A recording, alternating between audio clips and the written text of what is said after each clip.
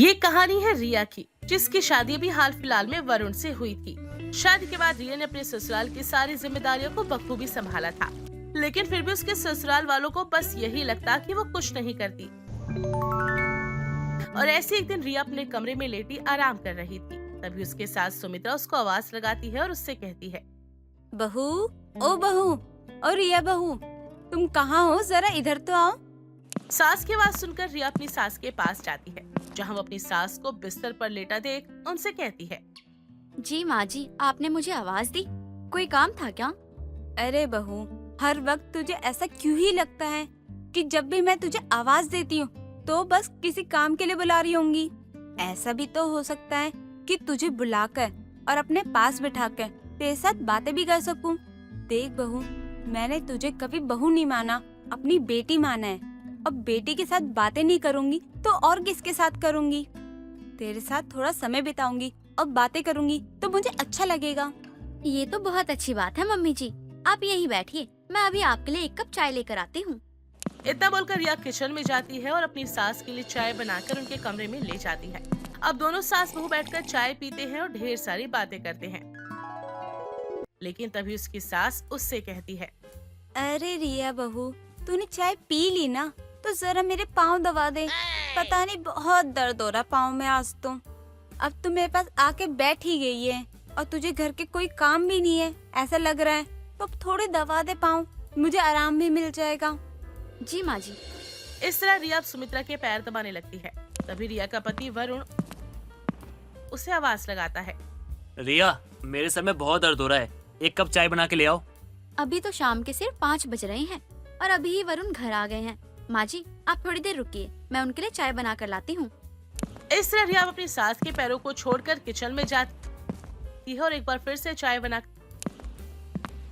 अपने पति को देती है। जिसके बाद, क्या बात है जी, आज आप काम से जल्दी आ गए।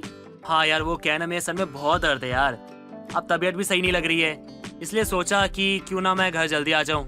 अगर ऐसा है तो आपने बहुत अच्छा किया।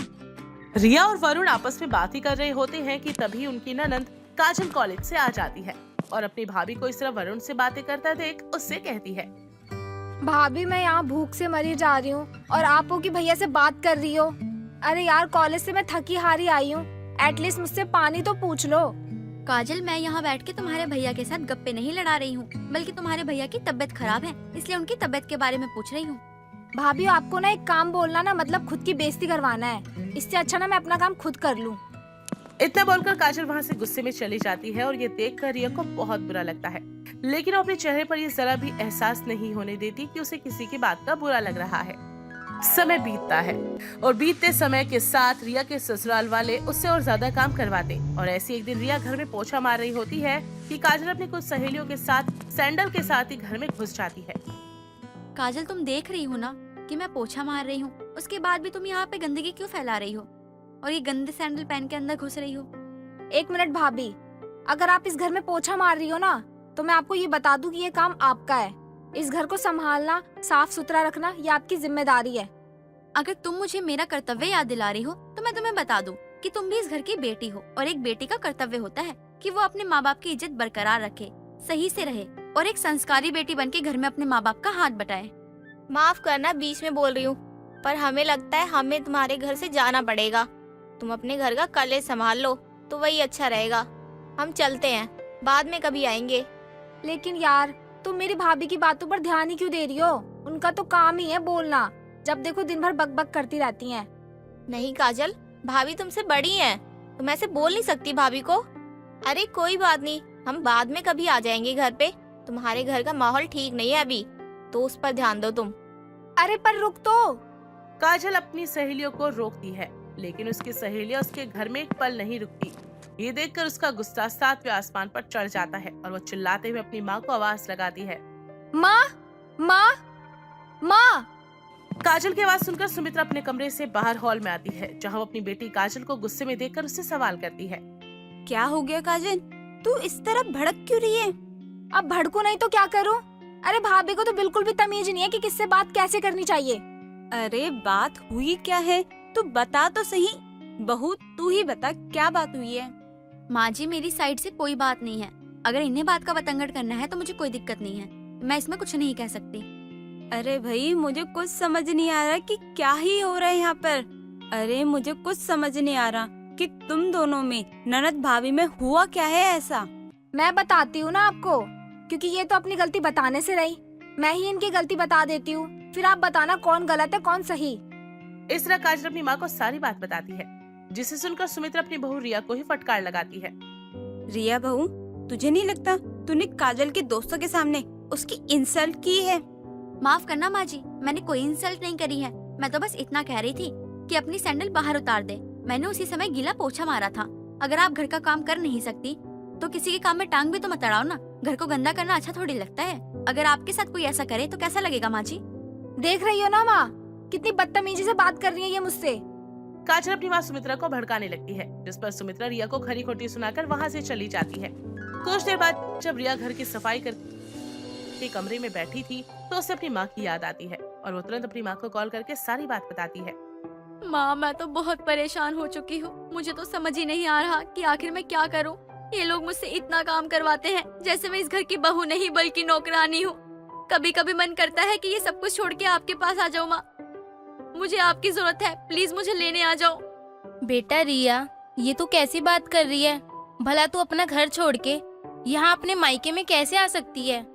और वैसे भी अगर तू अपने ससुराल को छोड़ के अपने मायके में आके रहेगी तो चार लोग कैसी बातें करेंगे, तुझे अंदाजा भी नहीं है इस बात का। देख बेटा, शादी के बाद ना बेटी का असली घर ना ससुराल ही होता है। और बेटी जब ससुराल जाती है ना तो वो डोली में जाती है और पूरी जिंदगी ना वो वहीं पे रहती है बेटी। और वैसे भी बेटा, तू अपने दिमाग से ना ये फालतू की बातें ना निकाल दे कि तू यहाँ पे आके रहेगी। और ये ससुराल को छोड़ने की बात ना दोबारा कभी मत कहियो। अपनी माँ की बात सुनकर रिया कुछ नहीं बोलती और चुपचाप फोन को कट कर देती है। आज ऐसा लग रहा है कि जैसे मेरे पास कोई नहीं है। सही कहते हैं लोग, एक औरत का घर कहीं नहीं होता, ना मायके उसका घर है ना ससुराल। मुझे सबने ठुकरा दिया और ससुराल वाले मेरी कदर नहीं कर रहे हैं। लेकिन मैं इस घर की नौकरानी बनकर नहीं रह सकती। मुझे अपने हक के लिए लड़ना होगा। रिया रोते रोते सो जाती है। सोए हुए उसे कोई ज्यादा समय नहीं हुआ था कि तभी वरुण उसके पास आता है और उसे उठाते हुए कहता है, रिया, रिया उठो यार, मेरा पर्स कहाँ रखा है तुमने? देखा है क्या? वरुण की आवाज सुनकर वो उठ जाती है और उसे पर्स निकाल कर दे देती है। वरुण, आप कहीं जा रहे हैं क्या? हाँ, वो मैं अपने दोस्तों के साथ ना घूमने जा रहा हूँ। वो क्या है ना, बहुत समय से कहीं गया नहीं और दोस्त भी कह रहे थे भाई तू टाइम नहीं देता, तो सोचा अपने दोस्तों के साथ थोड़ा समय बिता लूं। वरुण जी, अगर हो सके तो थोड़ा जल्दी आ जाना। वो क्या है ना, मेरा कहीं बाहर जाने का मन कर रहा है तो सोचा क्यों ना आपके साथ ही चली जाऊं। यार तुम भी ना क्या बकवास कर रही हो? हाँ, तुम्हारे पास समय होता है मेरे लिए? हाँ, तुम्हें कहाँ लेके जाऊंगा? तुम्हें लेके गया तो घर के काम कौन करेगा? तुम्हारे पास ना वैसे ही बहुत काम है, तुम तो खुद ही समय नहीं देती मुझे। और आप कह रही हो मैं भी चलूं? कोई जरूरत नहीं है। इतना बोलकर वरुण वहाँ से चला जाता है। ये देखकर काजल दुखी होने के साथ साथ बहुत गुस्से में भी होती है और ठान लेती है, बस बहुत हुआ अब। मैं अपनी जिंदगी से थक चुकी हूँ, मुझसे और बर्दाश्त नहीं होगा। मैं जितना इन लोगों के अत्याचार खुद पे बर्दाश्त कर रही हूँ, उतना ही ये लोग बढ़ते जा रहे हैं आगे। अत्याचार करने वाले से ज्यादा अत्याचार सहने वाला गुनहगार होता है। मेरे सब्र का बांध टूट चुका है। अब मैं इन्हें बताऊंगी कि घर का काम और प्यार किसे कहा जाता है। इतना बोलकर रिया चादर तानकर सो जाती है। शाम हो जाती है लेकिन रिया अपने कमरे से बाहर नहीं आती। जब सुमित्रा अपनी बहू के कमरे में आती है तो देखती है, अरे रिया बहू, आज खाना नहीं बनाएगी क्या? अरे दोपहर का समय हो गया है, कमरे में घुसी हुई है। अरे बाहर तो आ, सास ननद के साथ बैठ जा, थोड़ी बातें कर ले, थोड़ा तो समय बिता हमारे साथ। माफ करना माँ जी, लेकिन मैं घर का खाना नहीं बनाऊंगी और ना ही घर का कोई काम करूंगी। लेकिन बहू, ऐसा क्यों कह रही है तू? सारे काम तो तू ही करती है ना, घर का काम, सारी चीजें सुबह से शाम तक तू ही करती है। लेकिन अब ऐसा क्यों कह रही है तू मुझे? क्योंकि अब मैं थक चुकी हूँ इस घर के काम करते करते, आप लोगों की हुजूरी करते करते। मेरी भी लाइफ है, मैं भी अपनी लाइफ अपने हिसाब से जीना चाहती हूँ। हर कोई अपने बारे में सोचता है लेकिन मेरे बारे में कोई नहीं सोचता। मैं थक जाती हूँ, हर दिन वक्त पे काम करके दो और सबकी परवाह करो। लेकिन मैंने अब ठान लिया है, मैं अब इस घर का कोई काम नहीं करूंगी। ठीक है, इतनी ज्यादा अकड़ दिखाने की ना जरूरत नहीं है मुझे। जो काम होगा ना मैं और मेरी बेटी कर लेंगे और तेरे काम के ना हम मोहताज नहीं है, ठीक है?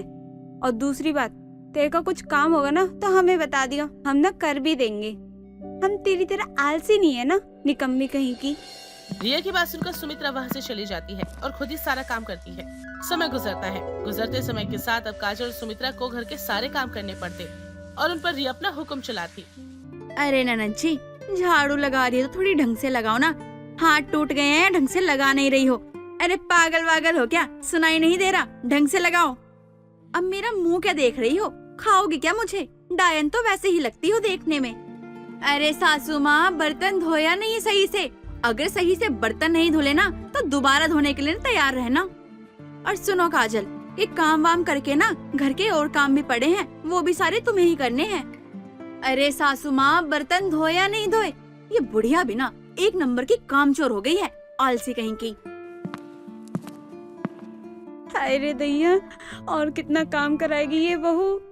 मैं करते करते सुबह से शाम हो गई है, मैं थकी गई हूँ, लेकिन इसके तो काम ही खत्म नहीं हो रहे, देती जा रही है काम। हाय रे दैया, मुझे तो अब एहसास हो रहा है कि मेरी बहू जो इतना काम करती है, हमने तो उससे आधा किया है, लेकिन वो करते करते थकती नहीं थी और हम इतना ज्यादा थक गए।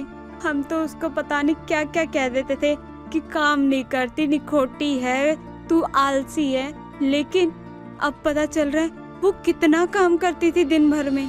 तभी उन्हें एहसास होता है कि वो लोग रिया के साथ क्या कर रहे थे,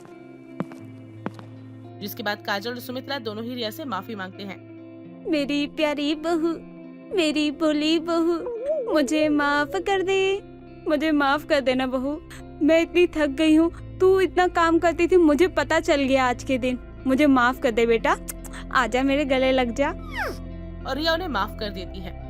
अगर आप लोगों को आपकी गलती का एहसास हो रहा है तो ठीक है, अगर आइंदा से आप लोगों ने ऐसा कुछ भी किया तो याद रखिएगा, घर का सारा काम आपको ही करना पड़ेगा, क्योंकि तब तो मैं कोई और काम करने वाली हूँ नहीं, और ऊपर से अपने काम भी आपसे ही करवाऊंगी।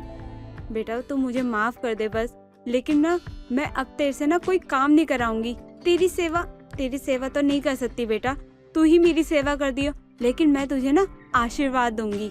अगर मेरी बेटी ने तुझे कुछ भी कहा, एक भी शब्द, तो मुझे बताइयो, उसका मुंह तोड़ के उसके हाथ में दे दूंगी बस।